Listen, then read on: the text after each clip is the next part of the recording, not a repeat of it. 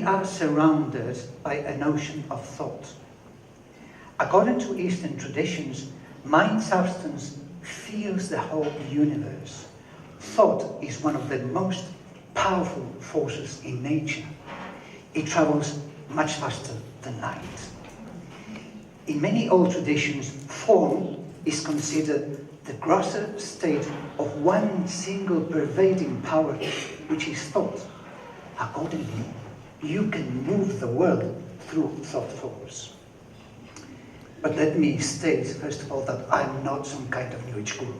Sorry, I'm just a writer. And I want to share with you my approach to the subject we have been proposed tonight. In everyday life, we are constantly absorbing certain thoughts from outside and repelling others. We all know that people of similar ideas are attracted to each other, and the contrary is also true. It is in fact our thoughts which create either a bond or a gap among us, because we continually project a thought wave which others tune into or react against. Often we see somebody for the first time and we reject them immediately without knowing why. Or the contrary, somebody appeals to you at first sight, it happens a lot, and later you discover that you both have a lot of things in common. That is intuition, one feature of mind power. In the West, most people don't believe in it, but they are exercising it every day, quite naturally. By the way, telepathy from outer space was successfully tested in 1977 during the return trip of the Apollo 14 mission, which proves that thought can travel no matter the distance. Our mood is daily modified by association with others. There are people who emanate a good aura, or whatever you want to call it, and there are people who irradiate a gloomy mood. Actually, they are a sort of mental vampires, people who suck your energy, who constantly criticize, complain, who only see the dark side in everything. If we stay by them, we cannot help but absorb their negative thinking. So also, films we watch and books we read do affect our emotions. We must be aware that violent films and documentaries influence our mind in a very harmful way. They generate emotions of fear and dread which stay in our minds at a subconscious level. Our emotional balance is quite delicate. In consequence, pay attention to what you put in your mind. And thus, it is very dangerous to fill people's minds through the mass media with thoughts of alarm, fear, and distress. They generate a collective negative thought wave that will stay in the mental world. It then puts your mind in that pessimistic mood, and you yourself will start drawing negative events. Fear is a clue to mental control of the population. Remember in the old times when the church used to threaten believers with horrible representations of hell and eternal punishment. If you do this or that, you will go to hell for all eternity. It was through terror that the church controlled people's minds. Just go have a look at the impressive frescoes of the Inferno in San Gimignano's Collegiata in Italy. Dreadful images conceived to frighten the population. Now let me ask you, isn't it quite similar to the hell images we get nowadays every day on the news? Devastating wars, terrorist threat, famine, climate change, floods, earthquakes, pandemics, global crises, even some train accident, or a plane crash, or a building that collapsed somewhere at the other side of the world are broadcasted to us every minute. Excuse me, but that kind of information is rubbish. It is absolutely useless and unnecessary in our lives. It is imposed on us under the democratic concept or pretext that we all have a right to be well informed, which is legitimate. But excuse me, sorry, to be well informed doesn't necessarily mean that I must know right now about the last calamity that just happened somewhere in China or in Peru. The outcome of this is that while watching or reading the news, we almost cannot breathe anymore, because everything we are shown is atrocious. The news broadcast has become a nightmare. True, that is the world we have created. Therefore, we do really live terrified. How wouldn't we? One has the impression that powerful lobbies, multinational corporations, governments, banks, pharmaceutical laboratories and companies, all of them are trying to control our minds through fear. They control the mass media with their money and influence. Did you know, by the way, that 96% of the information that circulates in the whole world is distributed by only 5 press agencies? Only 5.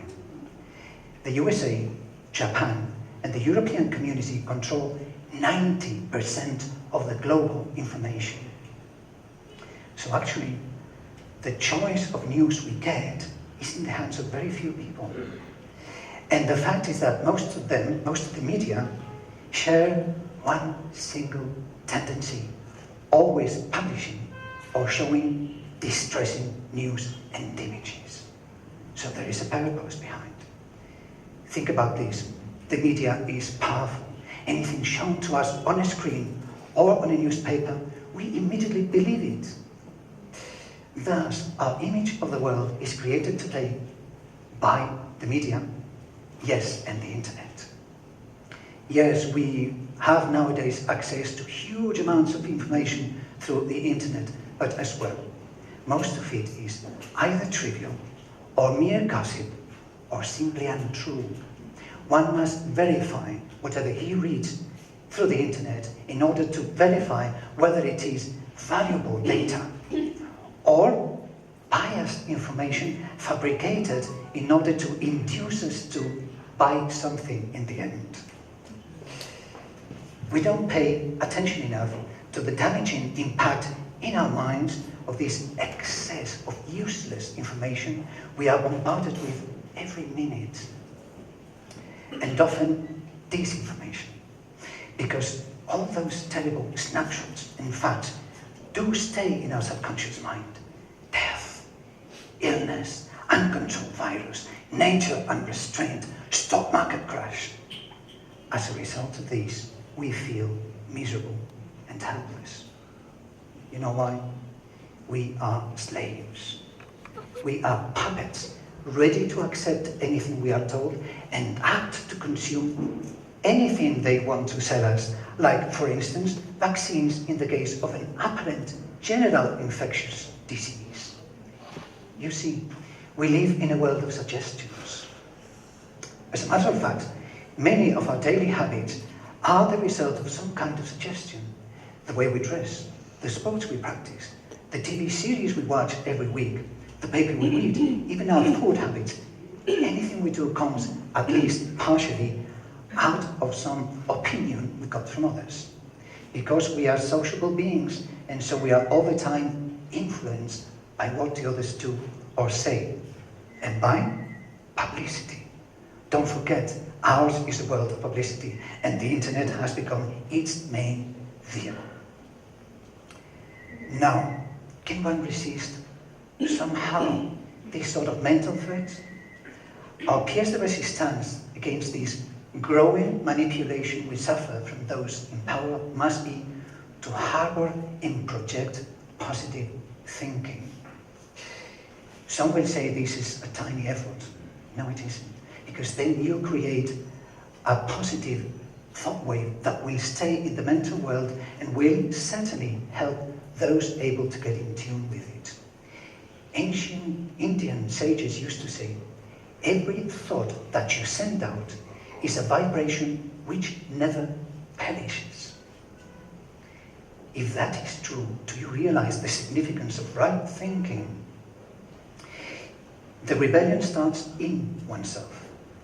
Thought is a solid thing, like a stone, like this screen. So it must be attached importance, something we were never taught at school. If we want to break free from all this negative pressure the world, or we are subjected to, all this negative pressure we are subjected to, thought must be focused and given a particular direction. Once thought is focused, it becomes effective. Again, we must understand the far-reaching possibilities of these forces we have in ourselves. Thought is a dynamic power. We must learn how to use it properly. Thought creates. Thought destroys. Hatred or love, anger or happiness, friend or enemy do not lie in the objects themselves that surround us. They are primarily in our minds, in the subject world, in thinking. Everyone creates a world of pleasure or pain out of his own imagination. It's the attitude of your mind that makes your interpretation of the world around you. As far as you are concerned, your imagination makes it good or bad, black or white.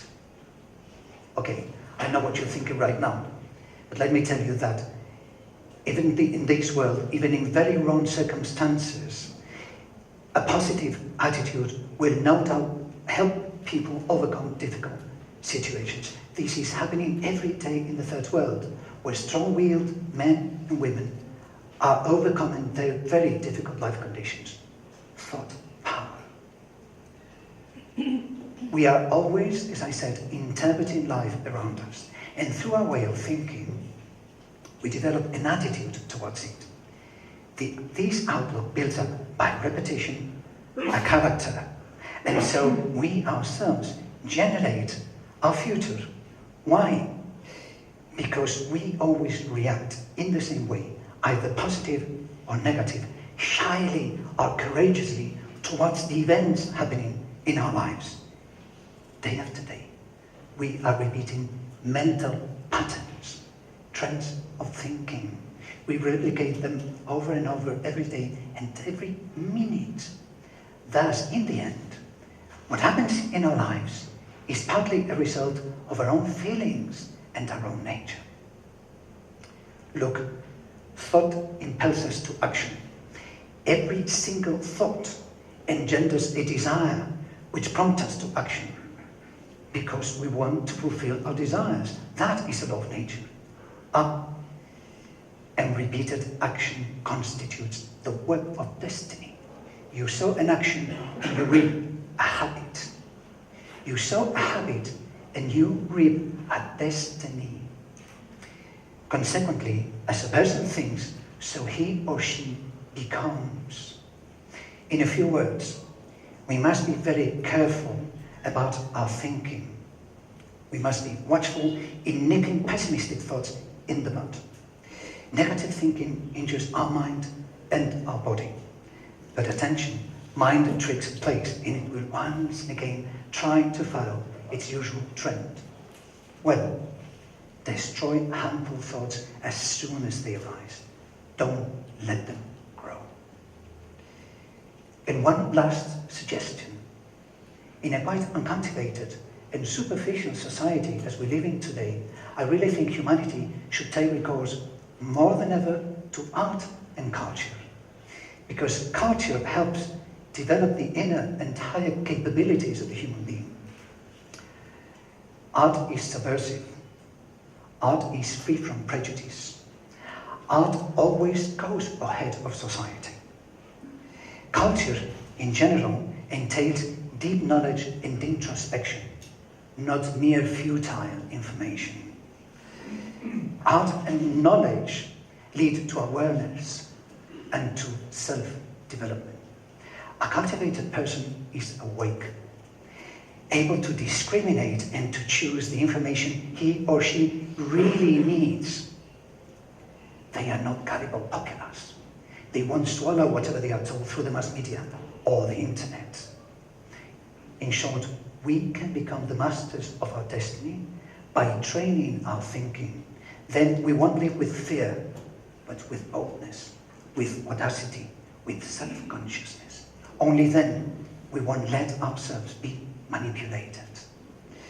From now on, let us become aware of the power of our own thoughts, because we live in a mental world. Thank you.